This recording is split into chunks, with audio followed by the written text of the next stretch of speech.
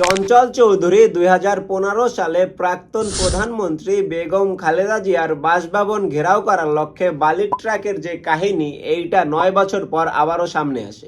তো এটাই না, কয়েকদিন আগে 171 জনের একটা বিবৃতি প্রদান করা হইল বর্তমান সরকার প্রধান ডক্টর ইউনূসের বিরুদ্ধে। ওখানেও চঞ্চল চৌধুরী ছিলেন অন্যতম। যখন ছাত্র আন্দোলনে কোনো রকম সমর্থন না দিয়ে চঞ্চল চৌধুরী সিম্প্যাথি আদায় করতে গিয়ে একটা পোস্ট করে, একটা ইমোশনাল গেম খেলে এবং ওইখানে নিজেকে একজন সাধারণ শিল্পী হিসাবে পরিচয় দেয়। কেন ভক্তরা তাকে একজন সাধারণ শিল্পী না ভেবে আওয়ামী লীগের শিল্পী হিসাবে তকমা দিচ্ছে? সেই দিন খালেদা জিয়ার গুলশানের ওই বাসভবনে আসলে কি হয়েছিল, তো চলেন একটু বিশ্লেষণ করি।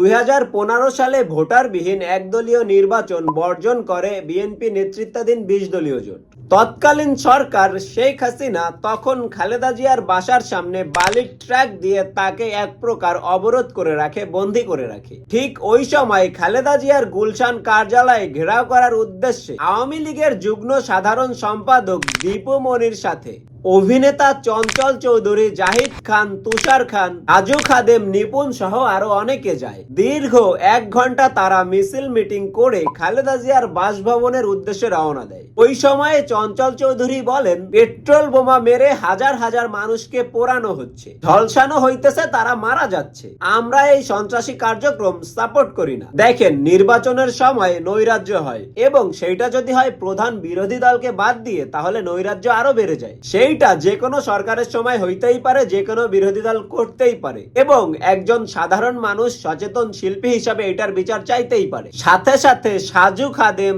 চঞ্চল, নিপুণ, জাহিদ হাসান এটার প্রতিবাদ করতে পারে। কিন্তু সাধারণ শিল্পীদের ব্যানারে ওনারা কিন্তু খালেদা জিয়ার বাসভবন ঘেরাও করার জন্য কোন সাধারণ শিল্পীদের ব্যানারে যায়নি। ওনারা গিয়েছিলেন আওয়ামী লীগের যুগ্ম সাধারণ সম্পাদক দীপু মনি এবং তারানা হালিমের নেতৃত্বে।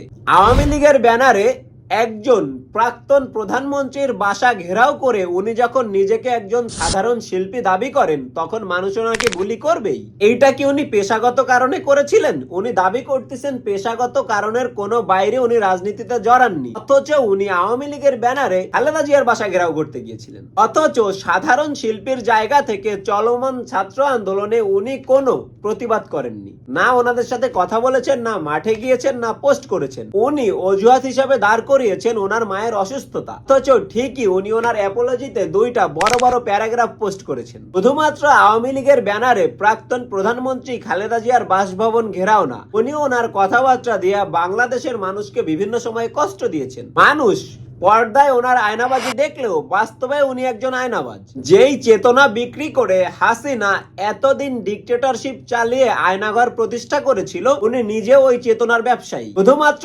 ভারতীয় ক্রিকেট পছন্দ করে না বিদায় উনি একটা পক্ষকে, বাংলাদেশের অধিকাংশ মানুষকে মুক্তিযুদ্ধের বিপক্ষ শক্তি বানিয়ে দিয়েছেন। কোন দল কেউ পছন্দ করবে কি করবে না, এইটা তাদের ক্রিকেট খেলার দক্ষতার উপরে নির্ভর করে। সেই সাপোর্ট গুণে উনি মানুষকে স্বাধীনতার পক্ষে আর বিপক্ষে ভাগ করে ফেলতেছেন এবং এই ব্যাপারে উনি বেশ কিছু গণমাধ্যমে সরব হয়েছেন। উনি বলেন, বাংলাদেশে প্রচুর মানুষ আছে যারা ভারতীয় সিনেমা এবং খেলাকে সাপোর্ট করে, এইরকমও প্রচুর আছে যারা মুক্তিযুদ্ধে ভারতের অবদান স্বীকার করে। তবে কেউ কেউ আছে যারা এটা স্বীকার করে না, তারা বংশ পরম্পরায় ভারত বিরোধী। বলা যায় মুক্তিযুদ্ধের পক্ষ এবং বিপক্ষের শক্তি।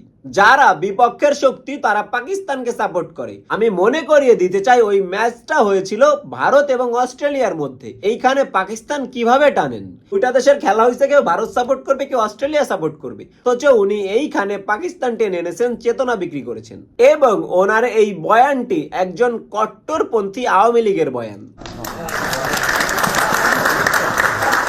দাদা ওঠেন ওঠেন, একজন সাধারণ শিল্পীর এত আবেগ ভালো না। এই সকল কর্মকাণ্ডের কারণে ওনার অভিনয় ভালো হইলেও বাস্তব জীবনে মানুষ হিসেবে উনি মানুষের কাছে ভালো হয়ে উঠতে পারেননি। তাই এত জীবন অভিনয় করার পরও দর্শক ওনাকে শুধুমাত্র গালি উপহার দিচ্ছেন, কারণ শুধুমাত্র হরতালের সময় পেট্রোল বোমা মারার অভিযোগের কারণে প্রাক্তন প্রধানমন্ত্রীর বাসা উনি ঘেরাও করতে যান দলবল নিয়ে।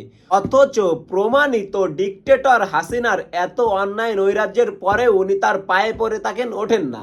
4 বার মানুষকে ভোট দেওয়া থেকে বিরত রেখেছেন, এই লোকের পায়ে পড়ে থাকে আর একজনের বাসা ঘেরাও করার পর আপনি যখন আপনাকে সাধারণ শিল্পী পরিচয় দেন, মানুষ তো বুলি করবেই। মূলত চঞ্চল চৌধুরীর মতন কিছু মানুষ ছিল এই সরকারের ভ্যানগার্ড। চঞ্চল চৌধুরী তার এক বক্তব্যে বলেন, চাইলে এমপি মন্ত্রী হতেই পারতাম, কিন্তু সাধারণ শিল্পী হিসাবে জীবনটা কাটিয়ে দিতে চাই। চিন্তা করেন, চঞ্চল চৌধুরীর যদি ওইরকম লিঙ্ক আপ না থাকতো আওয়ামী লীগের সাথে, উনি কিভাবে মন্ত্রী এমপি হওয়ার আশা রাখে? উনি কি ভোট পাইতেন? শুধুমাত্র আওয়ামী লীগ থেকে নমিনেশন পাইলে বিনা ভোটেও উনি এমপি হইতে পারতেন। 2% ভোট পেয়ে আরাফাত, 10% ভোট পেয়ে ওই যে ফেরদৌস, এরকম অনেকেই তো এমপি হয়েছেন। উনিও ওই কোটা এমপি হইতে পারতেন, কিন্তু উনি চেয়েছিলেন একজন সাধারণ মানুষ হিসেবে বেঁচে থাকতে। সাব্বাস, দ্যাটস অল মাই লর্ড।